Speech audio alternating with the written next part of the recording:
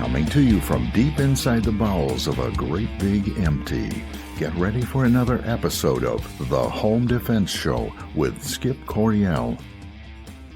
And that was Golden Glenn, the official announcer of the Home Defense Show, and I'm your host, Skip Coryell, author of 22 books, Marine Corps veteran, founder of the Second Amendment March, proud father of 7, grandfather to 19 and counting, and as a special bonus, I'm also madly in love with my own wife. My priorities in life are God, family, and country, in that order, and I hereby promise to never compromise in my convictions. I may go broke, but I'll never go woke. And joining me today is my faithful co-host, Sara Coryell. Hello. It's good to be here. Yes. Now, Sara, it's almost Mother's Day. Have you recognized that? I saw a billboard about You it. saw a billboard about it. Okay. Do you remember what I got you for Mother's Day last year? Don't be shy. Brag about it. I'm sorry, I don't remember. What? That's so bad. It was the best Mother's Day present I've ever sure it gotten was. for you. Flowers and a latte? I don't know. It was a Smith & Wesson 7-shot self-defense revolver in .22 Magnum. Yes, I do. I use that most days when I go out. Yes. Yeah, well, carry it anyways. I don't. Yeah. You haven't shot it. I've been shotted. We did target shoot with it a few times though. That was fun. Well, yeah, as well. You should. You should practice more than you do. Well, if it will I'm not being critical. actually warm up, then we'll. Yeah. But I'm a pansy about that sort of thing, I guess. You know, I walk the dogs in the cold because that has to be done. But I'm incredibly romantic. Yeah. I mean, any man that would buy his wife. You took me fishing for the first birthday that I knew you for. I remember that. Yeah, and then I took you deer hunting, and you helped me blood trail a deer and gut it out. I didn't help you gut it out. I'm sure. Well, you watched. And you encouraged me. Yeah, if that counts as helping, I guess I help. I help a lot. If I had made you gut out the deer, you probably wouldn't have married me. Yeah, there's something about that probably wouldn't have felt quite right. You never get used to the smell. I believe I took a nap when we went hunting. I was at the floor, and I think it was beautiful, and the grass was lovely, and you were quiet, and everything was just quiet and peaceful. And yeah, you fell asleep under a pine tree while I shot a deer. I thought it was great. Yeah. All right, but all right. Well, you heard it here, folks. She did not remember what I got her for Mother's Day last year. Sorry, it was a pistol. It didn't seem connected to Mother's Day. Sorry. I don't know. I'm convinced that men and women think a little bit differently. Yeah, maybe. Yeah, I think so. Yeah. Okay. Well, what do you want for Mother's Day this year? I was like something chambered in 9mm or what? Oh. No, I'm serious. Kind of serious. I'm not going to get you a gun this year. Okay? No, you already have it. You've got a perfectly good gun. do. You've got 3 guns, so I think my mace might be a little outdated. Oh, some more. Oh, I could get you like a really big Okay, canister. your hands are describing a very large thing. It has to fit in the tiny pocket of my purse. It'll be more effective if it's like the size of a scuba tank. Except that it'll be locked in the car. When you hose these guys down with I can't heft it. I'm sorry. we could get you like, you ever watch Ghostbusters? Those big tanks they have on their back? Those are full-grown men. I'm a little woman. Yeah. I could get you a proton accelerator. Okay. And we could turn those would-be rapists into gelatin. That would be fantastic. All right, well, we'll have to work on that. Fine. We're having too much fun. We need to work on that. Yeah. So, Sara, what's on the show today? Well, today we are talking to Bruce Buhler, the president of Barry County Conservation Club, about active pistol shooting. Then, in the shootingclasses.com self-defense report, we'll be speaking with firearms instructor Marty Martin from Florida as we discuss self-defense shootings in a Walmart parking lot in our shootingclasses.com self-defense report. But before we get too far into the show, let's thank our sponsors, United States Concealed Carry Association, shootingclasses.com, Center Shot Indoor Gun Range, and Apple Tree Media. All right, Sara, what's in the news today? Today we're discussing a report from Professor John R Lott from Crime Prevention Research Center. All right. The FBI tracks active shooting cases where individuals attempt to kill people in public places, excluding those tied to robberies or or gang violence. This study is the first to systematically compare how uniformed police and civilians with concealed handgun permits perform in stopping these attacks. Civilians with permits stopped the attacks more frequently and faced a lower risk of being killed or injured than police. Officers who intervened during the attacks were far more likely to be killed or injured than those who apprehended the attackers later. The effectiveness of armed citizens versus uniformed police in stopping active shooters is a complex and debated topic. Here are some key points to consider. Regarding armed civilians, they can potentially respond quickly, especially in situations where police are not immediately present. There are some documented cases showing civilians intervening effectively, such as the Good Samaritan responders in certain shootings. Armed civilians' effectiveness depends on factors like training, situational awareness, and access to weapons. Regarding uniformed police, they are generally trained for active shooter situations, including tactical response, threat assessment, and negotiation. They typically arrive after the incident begins, which can limit their ability to prevent initial harm. Their presence can also act as a deterrent in some circumstances. John R Lott, he's great. He's the one. Basically, he's a statistician, I guess you would call him. He does a lot of research into crime, and he is the president of the Crime Prevention Research Center. You remember his groundbreaking book came out a few decades ago called More Guns, Less Crime. You know, a lot of people, they'll recognize his name, but they can't quite place it. You've probably seen him on Fox News or CNN or something like that, talking about things like that. But the idea that armed citizens, are more effective, I think is a true one, simply because, you know, we often refer to police officers and firemen as first responders, but they're not first responders. They're second responders. Okay. Who are the first responders in a mass shooting event? The victims, the people who are there. The victims, right. Yeah. I mean, just last week we interviewed Stephen, Williford, who was there, who was a first responder, and he ended that gunfight. A lot of times when police show up at an active murder scene and it's still going on, they don't know who the good guy is and who the bad guy is. Yeah. So, but hey, if someone walks up to you and shoves a gun in your face, do you know who the bad guy is? I know. Absolutely. Yeah. And if you've got your gun, then you can do what you need to do to stop the threat. But, it's no diss on police officers. No. It's just that that's just reality. They can't be there all the time. Right. Also, an armed civilian is going to be a surprise to the attacker. Yes. Whereas a police officer, he's wearing a uniform. I mean, Well, and he's preceded by a siren. Yes. Right? Yes. So if the bad guys, want to ambush him when he shows up, they can do that. And that has happened in a few occasions. Yeah. I mean, like they said here, it can also be a deterrent in some circumstances. So it kind of depends on your bad guy. But for your more hardened ones who aren't going to be as likely to back down over a police officer. Yeah. Well, I'm interviewing John R Lott on the military talk show that I do called Front Lines of Freedom. That'll be in about a week and a half.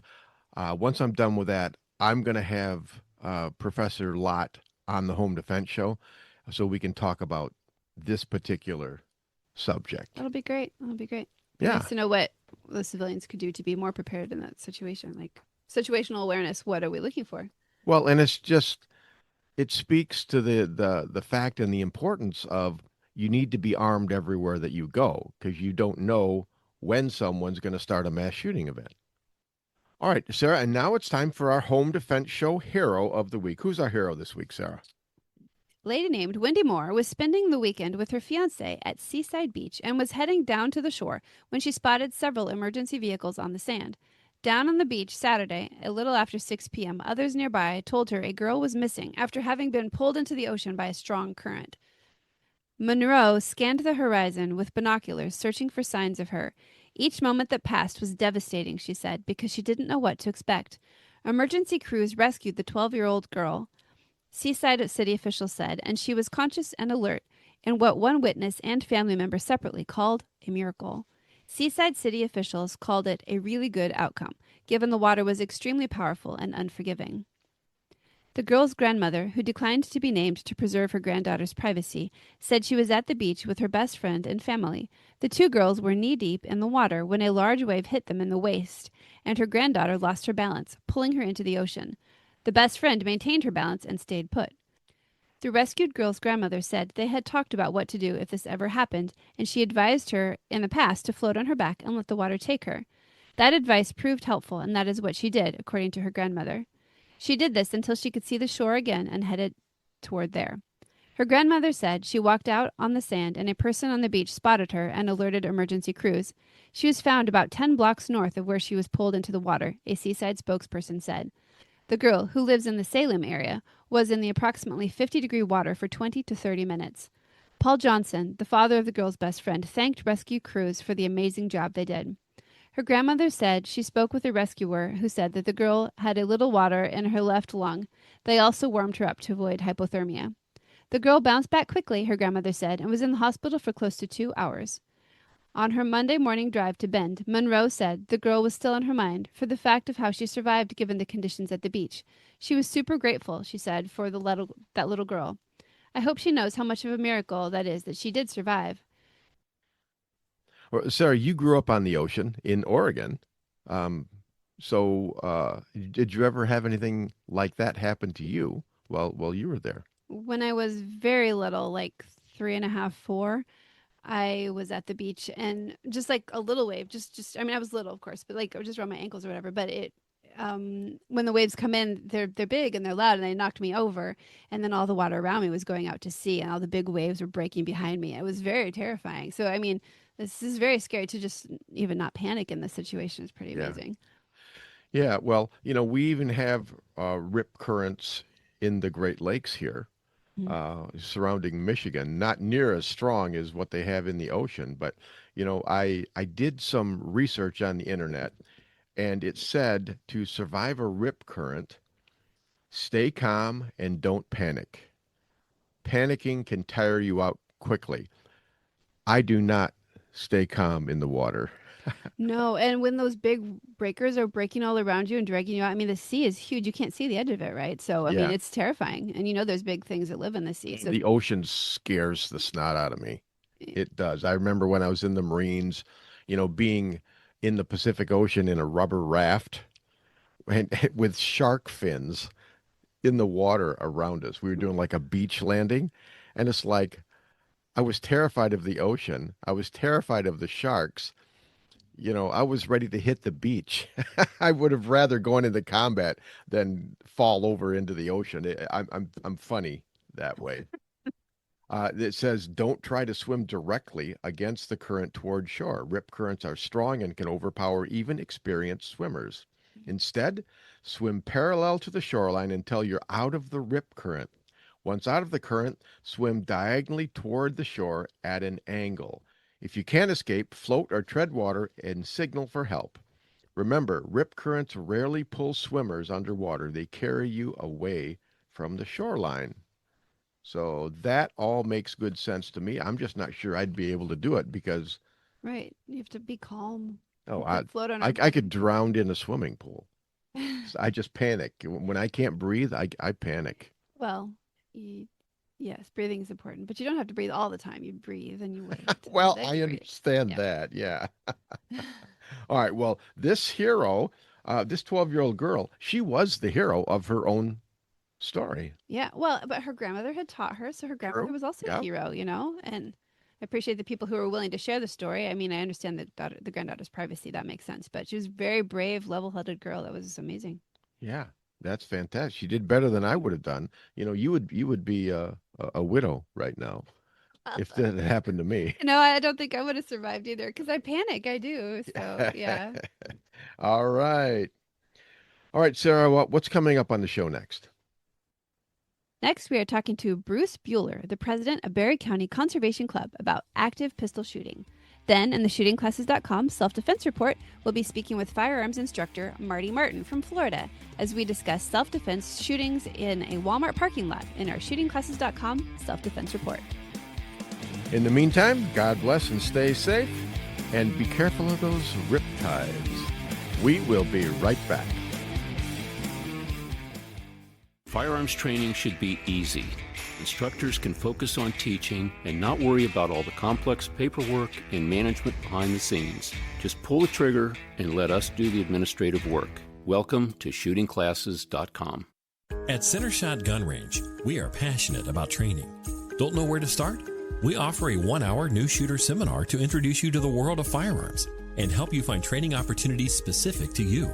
Concealed carry, home defense, firearm safety, AR-15, private one-on-one training, custom training, or maybe you're on a security team looking to protect your church or business. We even offer weekday morning and evening classes. Center Shot Gun Range has you covered. Start your journey at centershotgunrange.com. Firearms training should be easy. Instructors can focus on teaching and not worry about all the complex paperwork and management behind the scenes. Just pull the trigger and let us do the administrative work. Welcome to shootingclasses.com. Attention business owners. Are you leaving your website open to security issues and hacking due to a lack of maintenance or overseas outsourcing? Don't let that happen to your business. Choose experienced U.S.-based website developers that can customize your website to fit your specific needs. Appletree MediaWorks has been growing businesses online since 2009.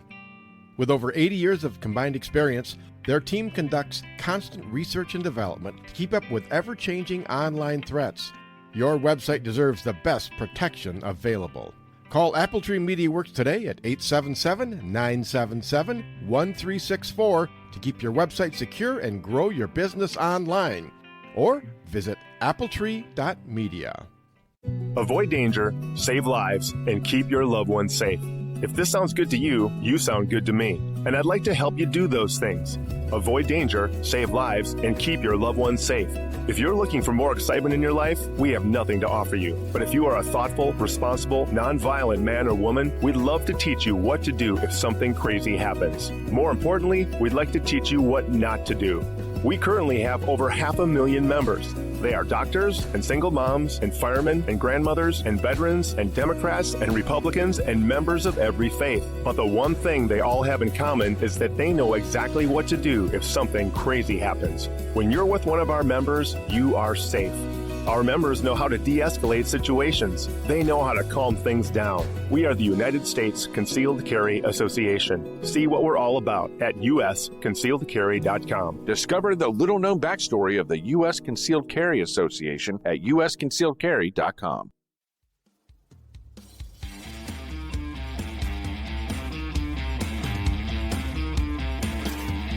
He's old, he's cranky, his back hurts, and he can't remember where he put his car keys. But his mother still loves him. Welcome back to the Home Defense Show with Skip Coryell. And that was the beautiful and sultry voice of Golden Glenn, the official announcer of the Home Defense Show. Folks, we live in a dangerous world, and I want you to be able to protect and defend the ones you love. And that's why I have this show. It's my way of empowering you to accomplish one of your primary jobs in life. You are a protector and a defender. All right, listeners, before we get too far into the show, don't forget to check out our sponsors, United States Concealed Carry Association, shootingclasses.com, Center Shot Indoor Gun Range, and Appletree Media. Without our sponsors, this show wouldn't be on the air, so we thank you all. And now I'd like to welcome a special hometown guest, Bruce Buhler. He's the president of Barry County Conservation Club from Hastings, where I shoot and train. Bruce, welcome to the Home Defense Show. Thanks for having me. Hey, it's an honor, it's a privilege, and I'm looking forward to getting some good information and more importantly, getting information out to the listeners here. I have a big audience in Michigan here, so I'm thinking people might enjoy this. Bruce, you're the president of Barry County Conservation Club. That's located in Hastings, and that's been, my home range for 20 years that I've been teaching concealed pistol license classes here in Michigan. So it has a special place in my heart. But when you and I were talking the other day, you have something special going on there that I think a lot of my former students and the listeners would like to know more about. And can you tell us First, just generally about the club, what do you guys all offer there? And then we'll get into some nitty-gritty details. All right. Well, at the club, we offer a general membership where you can let yourself in and shoot.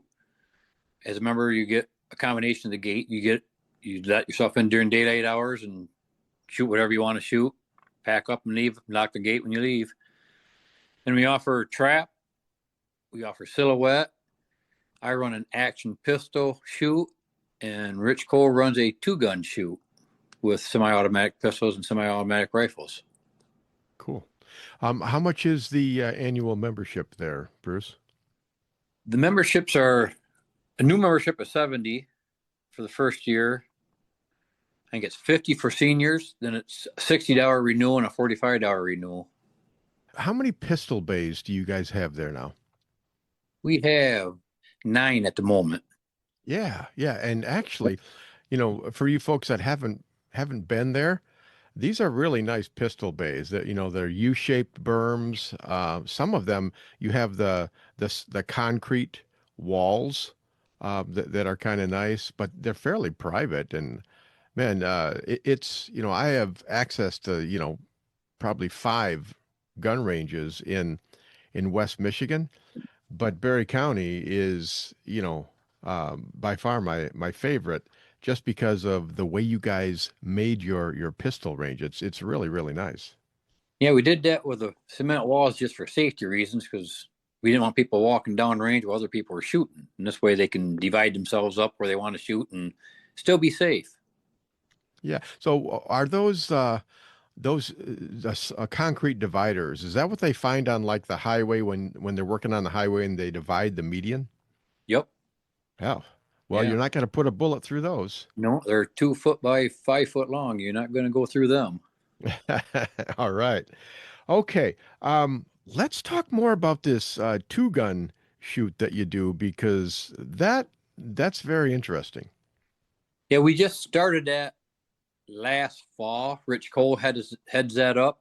Yeah, semi-automatic pistols, semi-automatic rifle, anywhere from, you use both weapons at the same time, and you move from position to position from anywhere from 5 yards. You're shooting anywhere from 5 yards to 150 yards at any given time with what weapon you have there that's designed for that shot. Oh, wow. So you basically carbine and pistol. Does They it have have to? a regular AR. A lot of them use regular AR 223s. Mhm. Is the most common one, because you're shooting out there 150 yards sometimes. So you got to have a long range. I use my 40 ACP, but I'm sighted in for that. So it's kind of harder when you're pistol caliber. Yeah, but you could use a 9mm or Yep. they make those AR platforms in just Yep. about any caliber now. There's a couple that use 9mm, and you just got to know where you're shooting when you're shooting 150 yards, because there's quite a drop there. Yeah. Well, I just noticed that they've got ARs now in 350 Legend and also in 450 Bushmaster. Have you seen those? Yep, I have. And nobody's using them at the moment, because I think the biggest mag you can get for a 350 is like 20 rounds. So there's sometimes, and they're hard to find. Most of them are 10 or under. So you'd have to reload a lot. Where the 223s have 30 round mags standard. So that's what a lot of people are using. Yeah. The people that do this, the 2-gun, do they do most of their reloading themselves, or do they buy factory ammo? I think it might be 50-50 maybe. Okay. Because like I just bought my first one, and the cost of reloading isn't far from the cost of buying new. So I just buy mine new. Yeah. Well, yeah, I was there. I think the last 2-gun that you had. Yep. And I was there just to check it out. And I got to tell you, Bruce, I was very impressed with how professionally it was run. I mean, the check-in, the organization, a lot of volunteers, and the safety briefing, all of that stuff. It must take a lot of volunteers to run that. It takes a village to get it all set up and run it. And Rich has been doing 2-gun in Bellevue for years. And after he got involved in my action pistol, he decided he'd try to do it in Hastings and do it on our own instead of driving down there all the time. So, yeah, we've gone from the first match was first couple matches were 22 people, and the last match we had 64 sign up, but with the bad weather, only 55 came. But that's still quite a group. Yeah, sure is. Are there? How is the competition set up as far as rules and things like that? It's set up kind of like an IDPA shoot. You're scored on your time and your accuracy. For every miss, you get penalty points. On paper targets, you get penalty points on how far off target you are. Mm-hmm. And if you completely miss, there's penalties for not following the rules. We try to keep it, easy and fun. So less penalties, the better. Mm-hmm. What we try to do. That way, everybody doesn't get all beat up and angry at each other. It's meant to have fun, and learn your guns and understand them. So it's competitive, but let's say, you got a brand new AR-15, you got your CPL, so you got your carbine, you got your pistol. But I know a lot of people they're just apprehensive about letting other people watch them shoot, and they say maybe they're not the best shots in the world yet. Is this a place where they can go, or should they hold off until they're better? No, this is a place for new people, as well as designed for too. I mean, we got some great shooters. Rich is a great shooter. His son-in-law is a great shooter. This is, I've only shot it 4 times, so I had to start from scratch and learn as I go. It was designed to have fun and not beat up anybody. And if you need help, we, as timer operators, we walk you through it, make sure you're not hurting anybody. The biggest thing is the safeties on your gun, and keep your finger off the trigger till you're ready to actually shoot. If you can do that, keep the gun down range, you're pretty much safe enough to come shoot. All right. So safety is number one. And, it's like anything else. When you've never done something before, say playing tennis, never played tennis before, you're not going to be, great when you first start, but over time you'll get better and you'll get better. So yeah, this sounds like a really good deal to me. Yeah. You can't show up at that shoot and expect to win the first match, because there's some guys have been doing it for years and years, and they're pretty darn good at it. Yeah, so check your ego at the door. Yeah, but them are the guys that will help you though, and give you pointers on how to get better all the time. Yeah, so, you ask questions, and nobody's down on anybody for asking questions, because, like I said, my first shoot was a disaster. So I had to have a lot of help because I wasn't very good with the rifle. Yeah.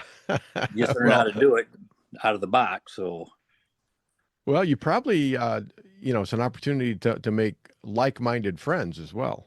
Yeah, everybody's eager to talk about, show you their guns and how they're set up and how to improve your shooting and stuff like that. So you get a lot of help. A lot of friendly people help you out.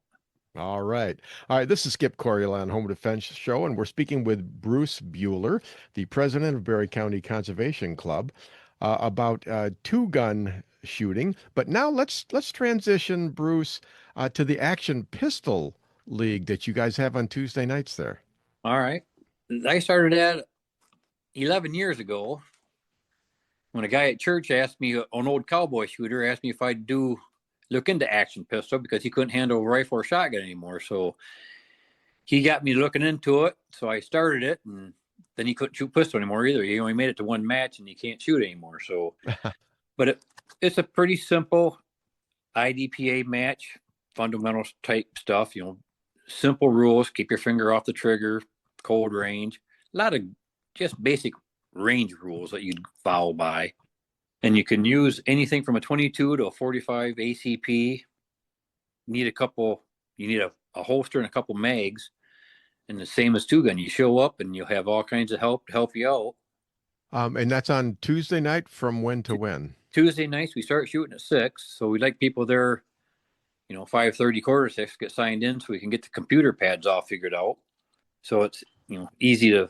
And you can find some help if you need some help. There's people to help you all the time on that. And it's $5. It's a cheap shoot. We try to keep it cheap and easy. And how many rounds will people go through on a Tuesday night? We run around 60 to 80 rounds a night on 4 stages. Okay. It's not a handgun 101 class where I teach you how to shoot. That's not my thing. It's I run a game. So we like you to know how to use your gun, how to holster it, how to draw, how to use a safety if it has one. If you need somebody help with that, then they have to find somebody like you to help them, because I'm not an instructor. Mm-hmm. Sure. All right. So how is it scored? Let's say, you show up there, you've got your mags, you got your gun, you sign in, you talk to somebody, you're on the firing line. Just take us through one of your segments. All right. When you get to our stages, I read off the scenario, and you get to look at the targets and where you can shoot from and not shoot from. And we shoot IDPA targets, so you have a 0 zone. Then outside the 0 zone is a 1 zone, then there's a 3 zone, and then a complete miss. And you're scored by time and your accuracy. The more wild you are, the more penalty points you occur. And we have hostage situations where people, with hands on the cardboard, where you can't shoot those people, you get big penalty points. And for the most night, we had a couple new guys last night, and you just walk through, some new guys, we walk them through the scenarios, and they pick up on it. It's pretty simple. They picked on it pretty quick. And by the second, third stage, they're moving pretty decent, and just take your time and shoot, stop, go, point, shoot, but you're moving and shooting. So it teaches you how to handle your gun better. Mm-hmm. So it's like you're holstered, you hear the beep or the buzzer or whatever. Yep. And then what do you like move, plant, and shoot, and then move, plant, and shoot again, like that? Yep. Yeah. When you come to the line, we ask you if you understand the course of fire, and if you agree to it, then we ask you to load the gun, and you chamber around and put it back in your holster. Then at the beep, you draw, and you might shoot targets from where you're standing, or you might have to move a couple of feet behind a barrel and shoot behind a barrel, then move to a wall and shoot around a wall or through a window.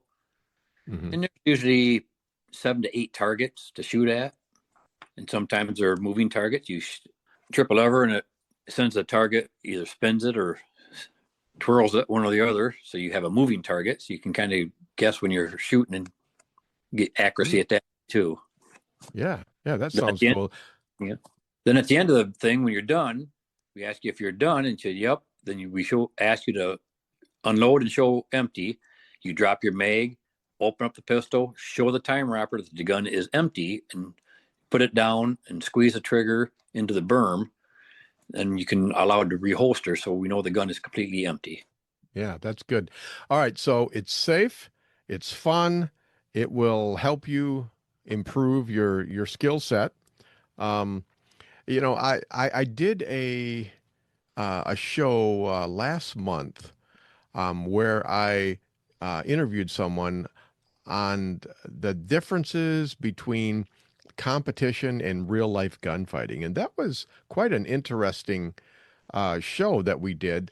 But one of the things is that we found is that there's a lot in competition shooting that translates into the parking lot as far as a self-defense, shooting scenario. Yes. And probably one of those things is stress. Yes. I mean, that timer goes off and your heart rate starts racing. Does that happen to you, or is it just me? Oh, yeah. Still, after I've been shooting competition for 20 years, and when the timer goes off, it's all about the rush. You get excited and to go. Because, you got friends you want to compete against and beat them. So you're always trying to beat your friends that you come with and stuff. So you're always nervous. Yeah, it took me years to get over that nervousness. Now I'm just excited to shoot. So, but the adrenaline is still there. Yeah. Well, it reminds me of deer hunting. I mean, I've been, bow hunting for most of my life, and it's like I can sit there, at 30 yards and I can hit that paper plate over and over and over again. But then when I get out in my tree stand and, a 10-point buck walks up, that's like the timer going off, and he starts spazzing out. I'm bouncing arrows off antlers and things like that. So That's what it's all about. It's that adrenaline rush to get excited. I mean, that's what Yeah. it's there for. So it's the same thing. Get a buck fever going.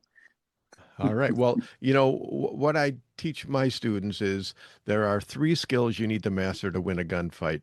You need to learn how to draw, how to move, and how to shoot. And it sounds like you have all 3 of those covered in this action pistol.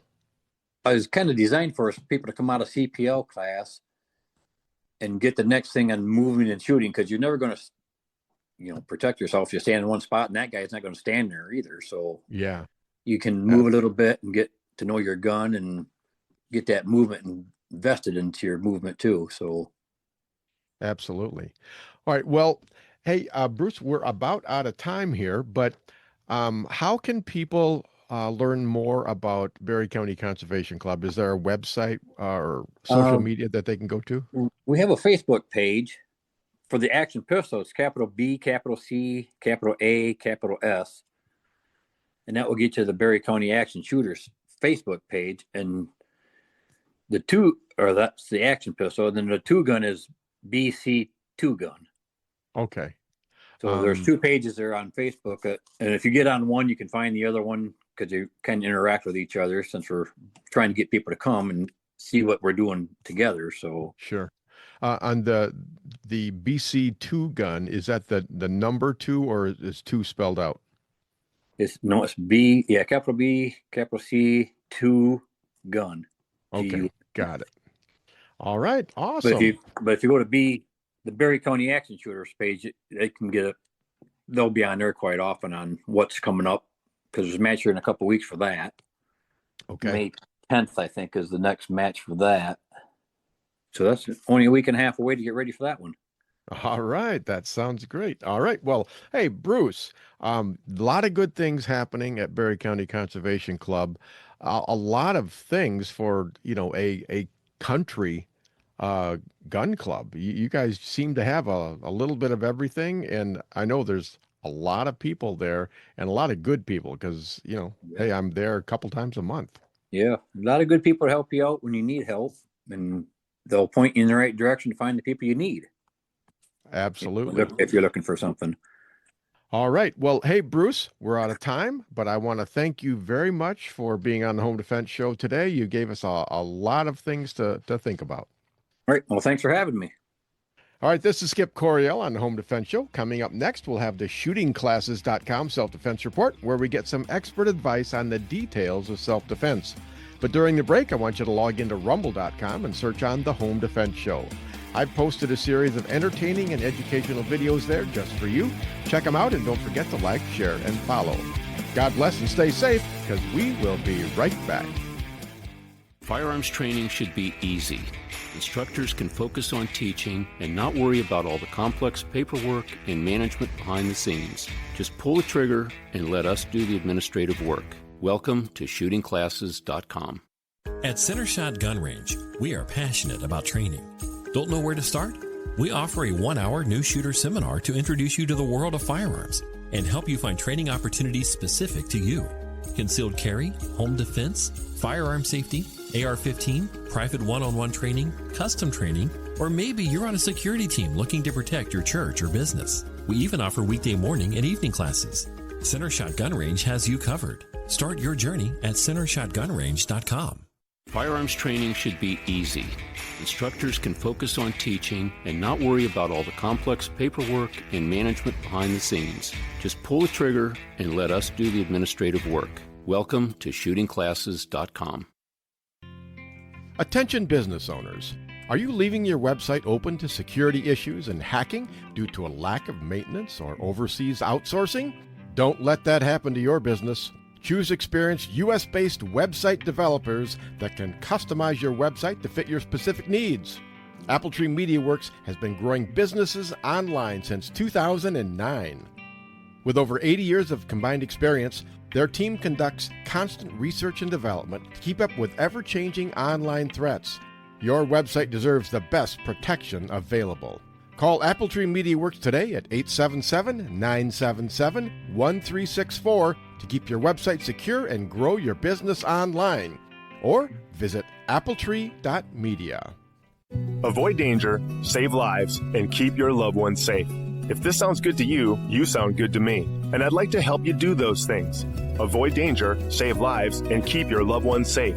If you're looking for more excitement in your life, we have nothing to offer you. But if you are a thoughtful, responsible, nonviolent man or woman, we'd love to teach you what to do if something crazy happens. More importantly, we'd like to teach you what not to do. We currently have over 500,000 members. They are doctors and single moms and firemen and grandmothers and veterans and Democrats and Republicans and members of every faith. But the one thing they all have in common is that they know exactly what to do if something crazy happens. When you're with one of our members, you are safe. Our members know how to de-escalate situations. They know how to calm things down. We are the United States Concealed Carry Association. See what we're all about at usconcealedcarry.com. Discover the little-known backstory of the U.S. Concealed Carry Association at usconcealedcarry.com.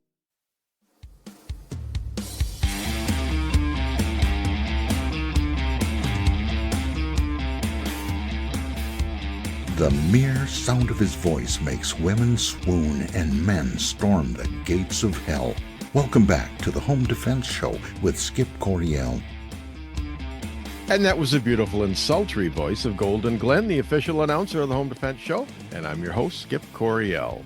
Don't forget to check out our sponsors, United States Concealed Carry Association, shootingclasses.com, Apple Tree Media, and Center Shot Indoor Gun Range for all your training and equipment needs.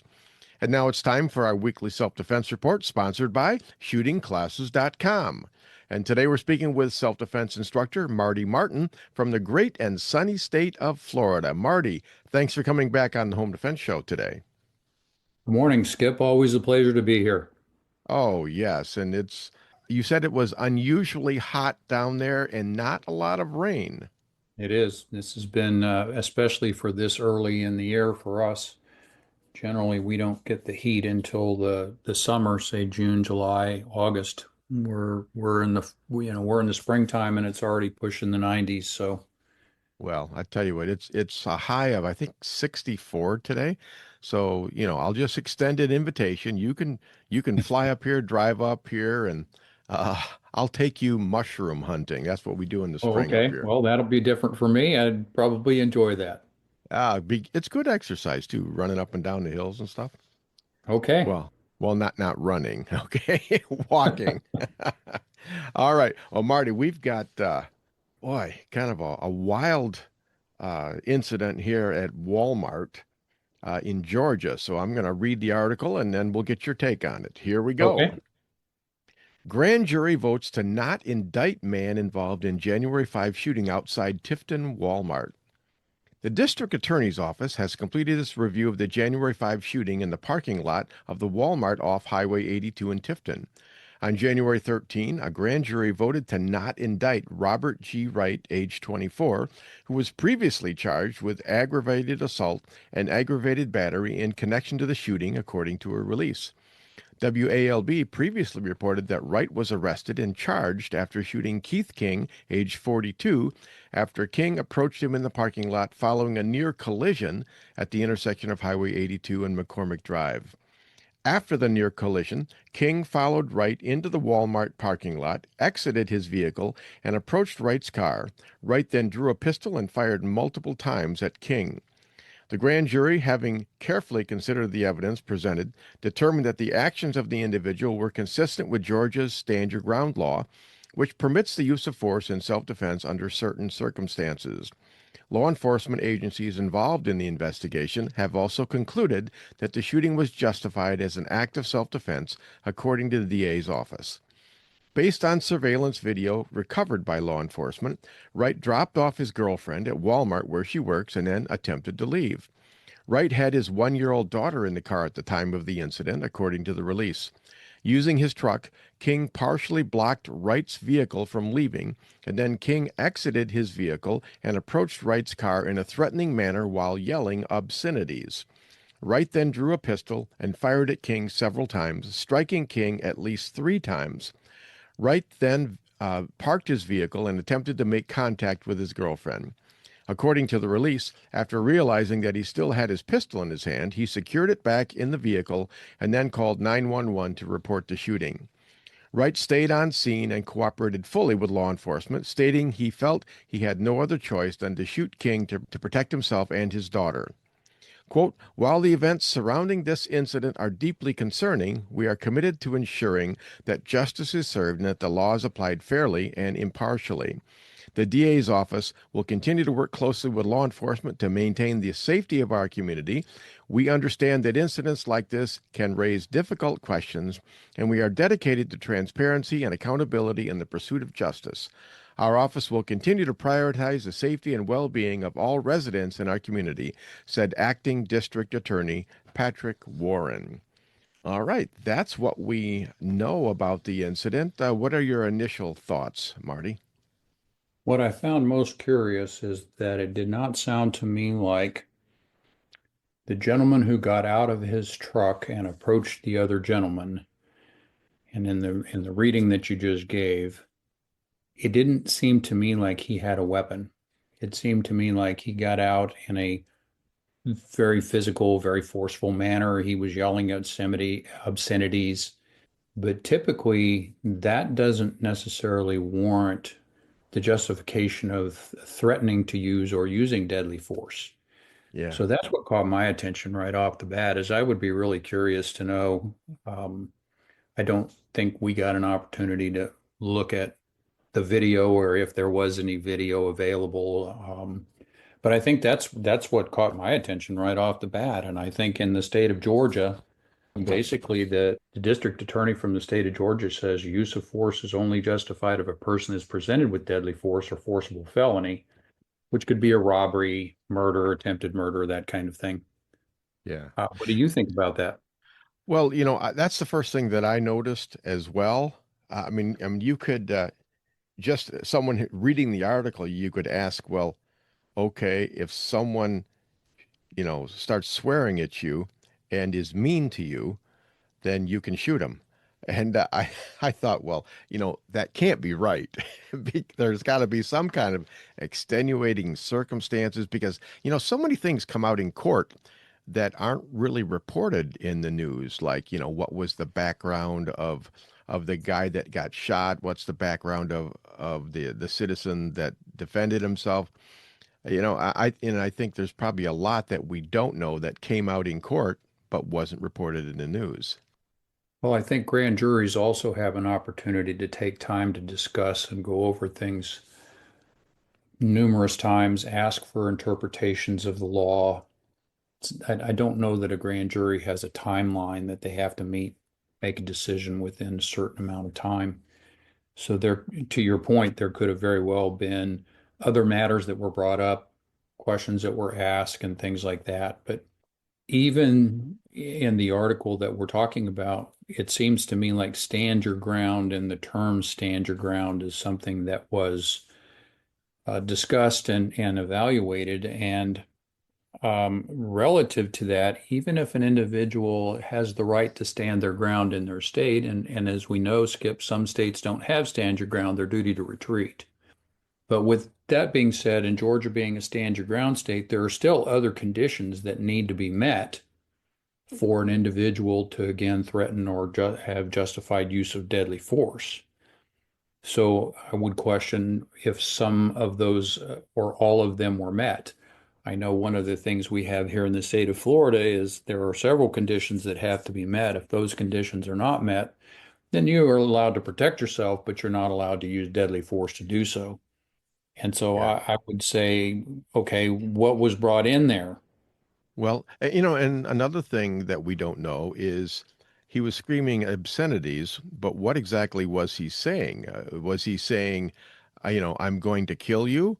Or was he saying you're a bad person or you shouldn't have cut me off? We really don't know what he said. And that might factor into, what he was the 42-year-old was intending to do to the other guy. Well, I think the individual's name that was yelling the obscenities names was King, and he got out of his truck. And to your point about what he was saying, I think that if an individual threatens to kill someone, they jump out of the truck, they're yelling things, they're waving their arms around, and they're saying, I'm going to kill you. that still doesn't necessarily rise to the level of justified use of deadly force in response. As Yeah. we saw at the beginning of the article that you were talking about, Wright was charged with aggravated assault and aggravated battery, or was it aggravated battery? It was aggravated assault and aggravated battery.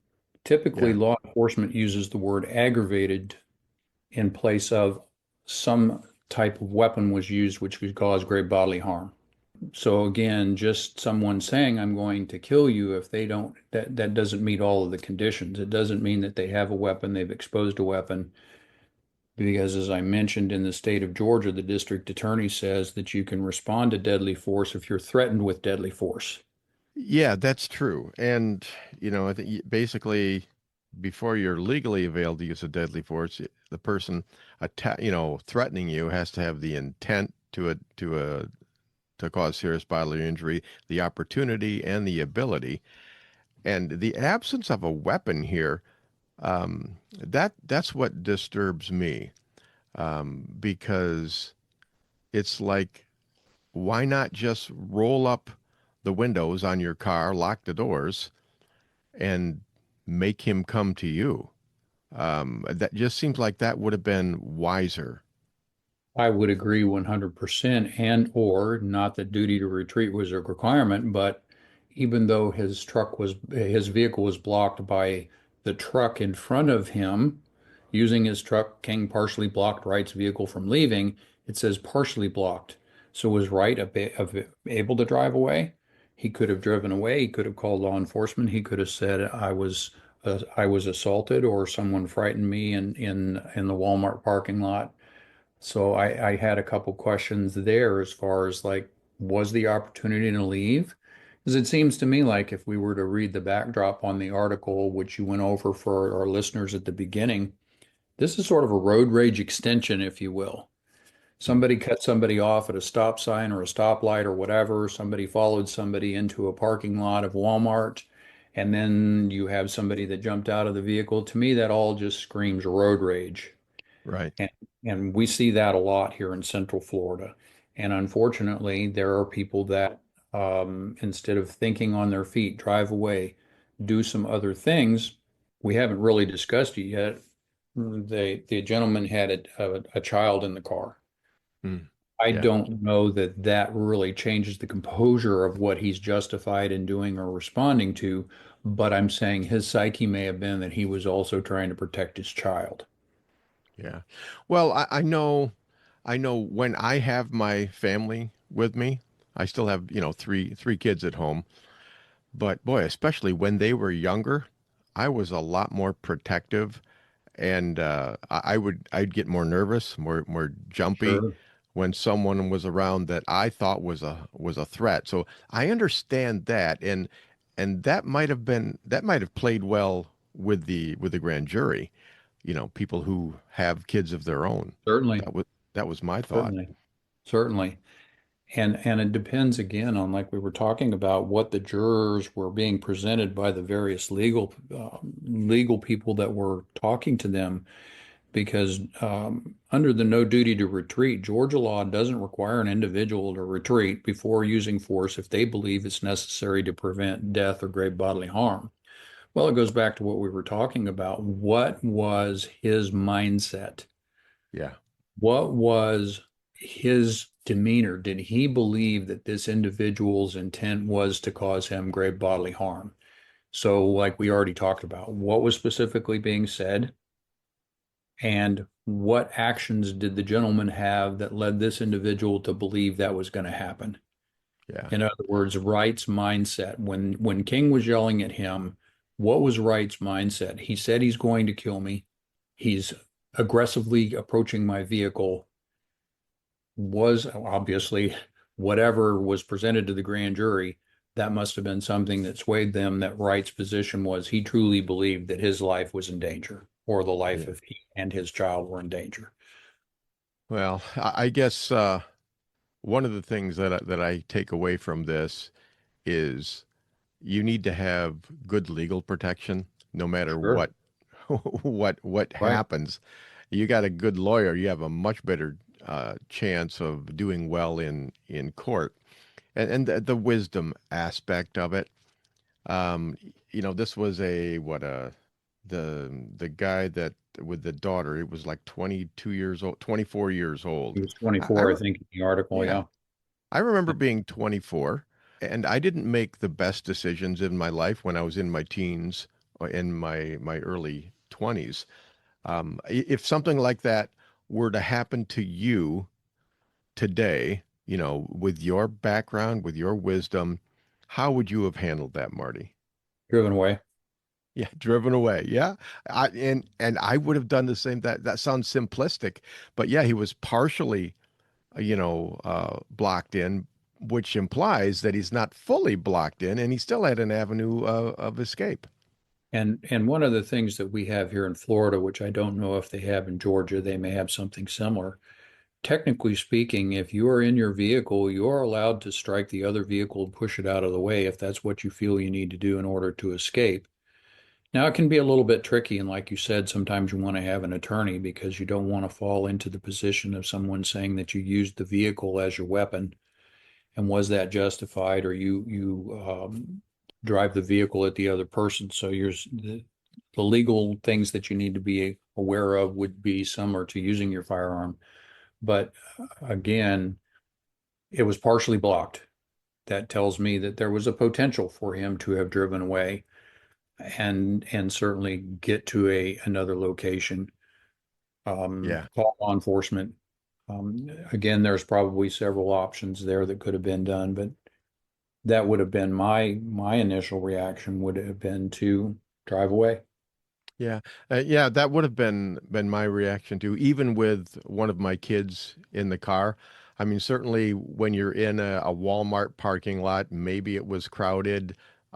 You got to be careful what you're driving into, who you're driving Sure. over and that kind of stuff. But yeah, I mean, he put off about the witness said they heard 5 or 6 shots, and the road rage guy King, he was struck 3 times in, they say, his lower extremities, which I assume they mean legs, Right, by that. So that meant 3 other rounds, 2 or 3 other rounds went out into the parking lot right. someplace. So And yeah, exactly. And under the laws of preclusion, you're held responsible for where those bullets go. Because yeah, under the laws of preclusion, you're supposed to identify the threat, confirm the threat, and you're supposed to also then be aware of what's around. And if you miss, you're responsible for that. So in essence, he's lucky that he didn't strike someone else, and then he would have maybe not been held accountable for this scenario, but by the grand jury, but he might have been indicted or initially arrested and accused of striking someone else. So that's a great point right there, is that you need to be aware of what's beyond your target. yeah. Well, and this is just my guess. Okay, my guess is if we were to speak with the 24-year-old today, after everything that he's been through, I'm guessing he would confide in us and say, "Listen, if I had to do this all over again, I would have just put the car in reverse and I would have got out of there and saved himself a lot of money, a lot of heartache. Sure. He spent some time in jail, Most and definitely. his family as well. So, Sure. I'm guessing that's what he would do. So maybe he learned something from it. Well, let's hope so. I think that is something that I know that we address it in our classes that we have, the physical, financial, and emotional stress that one can face after a situation. And so sometimes the better thing to do is to walk away, to de-escalate if at all possible. And then you don't have those things that you have to deal with. And so it's hindsight. And we try and say, think about these things now, make some decisions now. What would be that action? What would be that activity? What would be that thing that triggers you to go ahead and pull that firearm out or to actually shoot someone? Make sure what you're willing to, what's worth your life, what's worth you going to jail for if in fact you make the wrong decision. Yeah. And some people like this, maybe he didn't think about that. He didn't, I find it interesting. He was not charged with illegal possession of a firearm.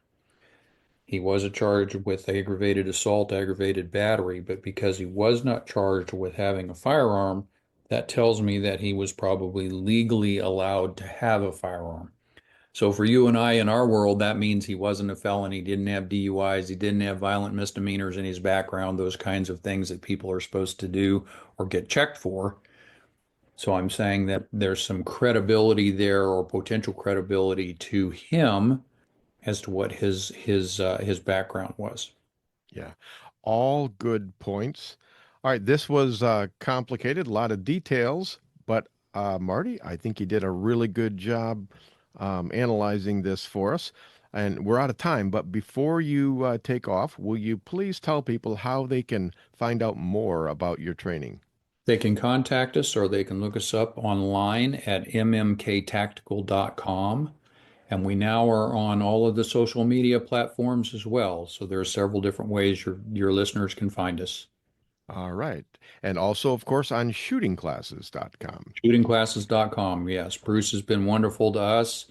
For those that don't know, he's the owner, and he contacts us and has really done a wonderful thing to help us get the information out there about protocols and safety classes and all kinds of things for people who want to educate themselves relative to firearms.